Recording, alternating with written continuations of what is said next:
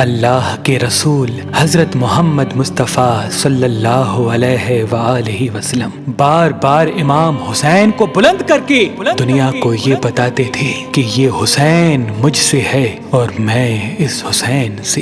اے لوگو، اگر اس حسین پہ کوئی مشکل وقت آ جائے اور یہ تم سے مدد طلب کرے تو اس کا ساتھ دینا، کیونکہ یہ جنت کے جوانوں کا سردار ہے، میرا خون ہے، میری اولاد ہے۔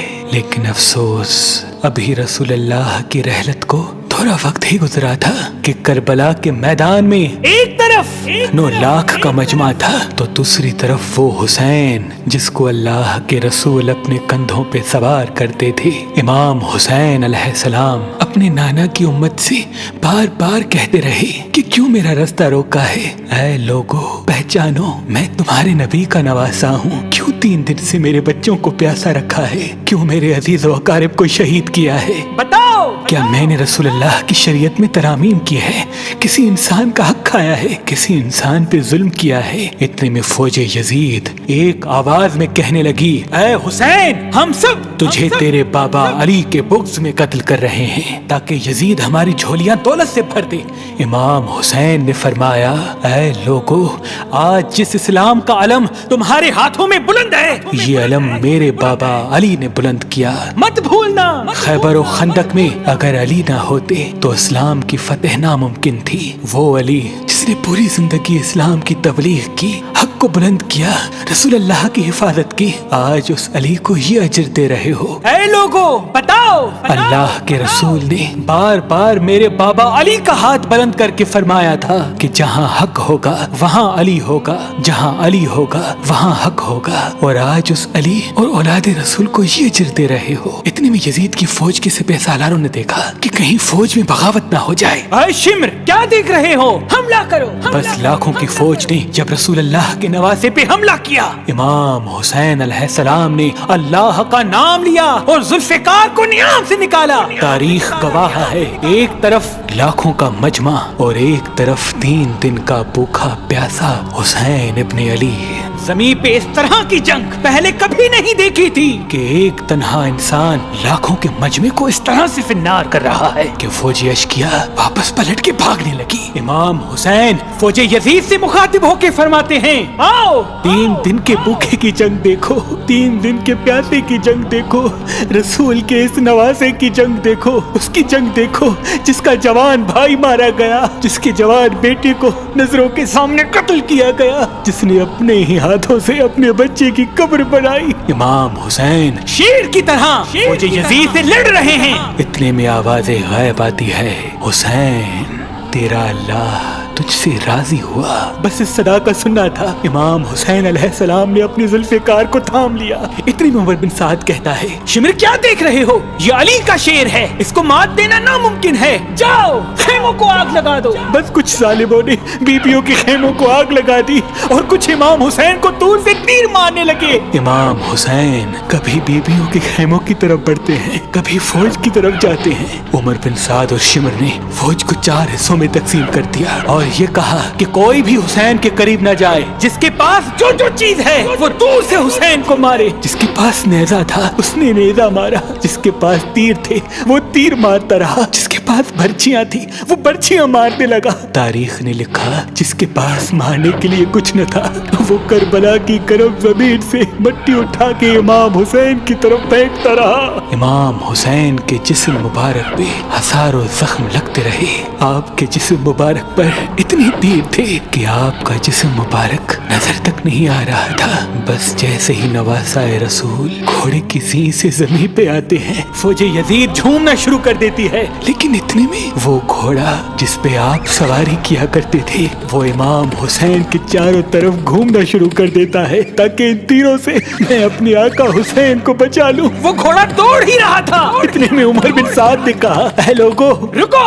میں نے اپنی آنکھوں سے دیکھا تھا اس گھوڑے گھوڑے پہ اللہ کے رسول سواری کرتے تھے کہیں تیر اس گھوڑے کو نہ لگے، اور یوں تیروں کو چلانا بند کیا گیا۔ افسوس ہے ان لوگوں کو اس گھوڑے کا تو احترام معلوم تھا جس پہ رسول اللہ سواری کیا کرتے تھے، لیکن اس حسین کا احترام بھول چکے جن کو اپنے کندھوں پہ سوار کر کے امت کو دکھایا کرتے تھے۔ بس امام حسین علیہ السلام زمین کربلا پہ اپنا سر رکھ کے اللہ کا شکر کر رہے ہیں، اور وہاں فوج یزید کے مختلف سپاہی امام حسین کا سر کاٹنے کے لیے قریب آتے ہیں۔ جو بھی قریب آ کے امام حسین کے سر کو دیکھے تو اسے امام حسین کے چہرے میں رسول اللہ کا چہرہ نظر آئے اور وہ چیخ کے دور چلا جائے۔ اتنے میں شمر کہنے لگا یہ کام مجھ سے ہی ہونا ہے۔ جیسے ہی شمر نے خنجر امام حسین کے گلے پہ رکھا تو وہ دیکھے امام حسین کے لب ہل رہے ہیں۔ اس نے سوچا ہم نے حسین کا پورا خاندان قتل کر دیا، 3 دن تک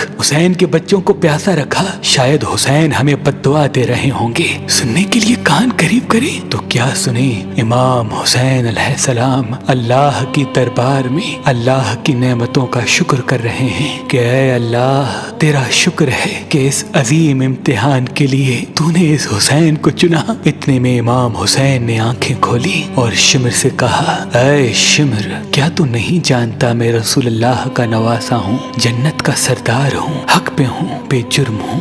شمر نے کہا ہاں مجھے معلوم ہے۔ پھر آپ نے فرمایا تو کیوں قتل کر رہے ہو؟ شمر نے کہا تاکہ یزید میری جھولی دنیاوی دولت سے بھر دے۔ بس یہ کہتے کہتے شمر امام حسین کا گلا کاٹتا رہا اور فوج یزید مسلسل جھومتی رہی۔ امام حسین کے سر قلم ہونے کے بعد سادات کو لوٹا گیا۔ امام حسین کے سر مبارک کو نوکے سنا پہ بلند کر دیا۔ بی بی سکینہ کو تماچے مارنے لگے۔ رسول اللہ کی نواسیوں کے سروں سے چادر کو لوٹ لیا اور امام حسین کے جسم مبارک کی توہین کرنے لگے۔ تاریخ نے لکھا امام حسین کے جسم پر جو جو چیزیں تھیں ان کو لوٹنے لگے۔ اتنے میں ایک شخص امام حسین کے جسم کے قریب آیا۔ امام حسین کے ہاتھ میں ایک انگوٹھی پہنی تھی، اتارنے کی کوشش کی، نہ اتری، وہ انگلی کاٹ کے انگوٹھی لے گیا۔ آپ کے جسم مبارک کو رسیوں سے باندھ کے کربلا کی گرم زمین پہ ادھر سے ادھر پھرایا گیا۔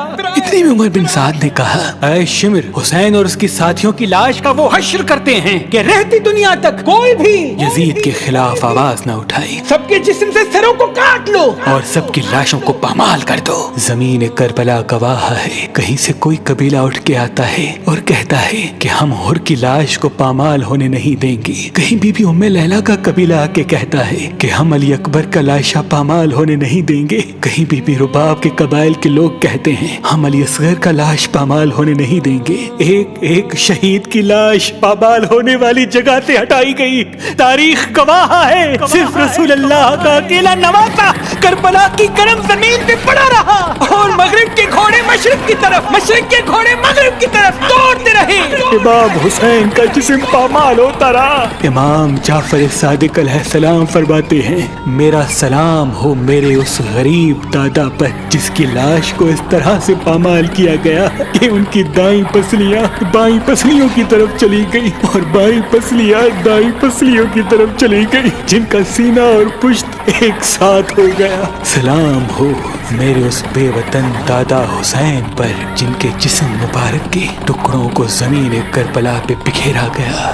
سلام ہو، سلام ہو، سلام ہو۔